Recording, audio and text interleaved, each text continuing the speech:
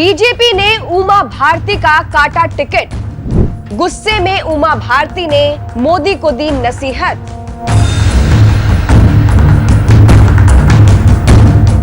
नमस्कार, मैं हूं आपके साथ सृष्टि श्रीवास्तव। लोकसभा चुनाव को लेकर मध्य प्रदेश बीजेपी में अलग ही सीन देखने के लिए मिल रहा है, जहां कहा जा रहा है कि बीजेपी साध्वियों का टिकट काट रही है। अभी हाल फिलहाल ही भोपाल से प्रज्ञा ठाकुर का टिकट कट जाता है, जिसके बाद से सियासत तेज हो जाती है।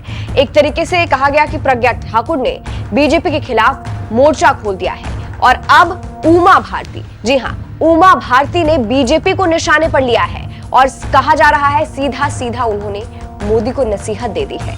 दरअसल कहा जा रहा है कि उमा भारती का टिकट कट गया है। अब वो ये तो कह रही है कि वो खुद चुनाव नहीं लड़ना चाहती है, लेकिन अंदर ही अंदर वो ये बात जानती है कि बीजेपी उनका टिकट भी काटने वाली है। इसी सिलसिले में उमा भारती ने मोदी को नसीहत दी है। एक बयान दिया है उमा भारती ने, जिसको लेकर कहा जा रहा है कि उन्होंने मोदी को नसीहत दे दी है। प्रधानमंत्री मोदी को मीडिया से बातचीत करते हुए उमा भारती कहती है, पार्टी को जहां मेरी जरूरत पड़ेगी मैं प्रचार करूंगी। मुझे स्टार प्रचारक घोषित करने की कोई जरूरत नहीं है। मैं खुद को सुपरस्टार मानती हूँ।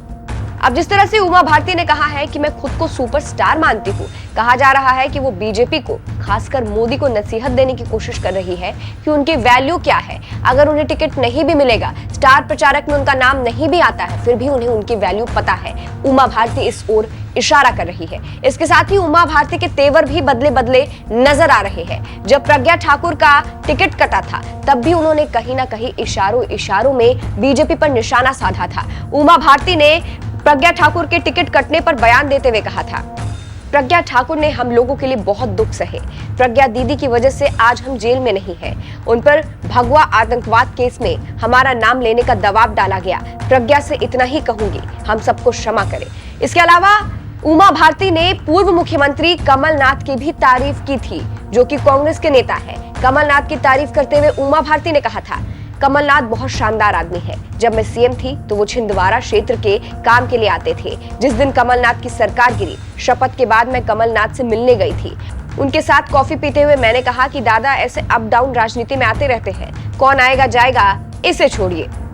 इसके अलावा उमा भारती ने चुनाव नहीं लड़ने की वजह बताते हुए ये भी कहा था, पिछले 3-4 दिन से मुझे एक चर्चा का सामना करना पड़ रहा है कि कहां से चुनाव लड़ रही हूं, क्यों नहीं लड़ रही हूं। 22 जनवरी को मैं संगठन के सबसे महत्वपूर्ण व्यक्ति को बता चुकी हूं कि 2 साल चुनाव नहीं लड़ूंगी। जब मैं राम मंदिर प्राण प्रतिष्ठा कार्यक्रम के दौरान आगे की पंक्ति में बैठी थी तो अयोध्या आंदोलन की यादें ताजा हो गई। मुझे लगा कि किसकी वजह से आज ये पल देखने को मिल रहा है, तो वो थे अशोक सिंघल जी। उनकी दृढ़ता का परिणाम था कि प्राण प्रतिष्ठा हो गई। इसके अलावा उमा भारती ने जानकारी दी कि गंगा की साफ सफाई को लेकर वो इस बार चुनाव नहीं लड़ने वाली है, लेकिन कहीं ना कहीं कहा जा रहा है कि वो जानती है कि बीजेपी उनका टिकट काटने वाली है।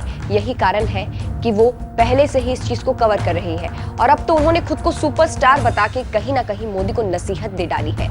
इस खबर पर आपकी क्या राय है? जिस तरह से उमा भारती ने बयान दिया है सुपरस्टार वाला, उस पर आपकी क्या राय है? कमेंट करके जरूर बताइएगा। अंत में आपको उमा भारती का पूरा बयान सुनाते हैं। नमस्कार।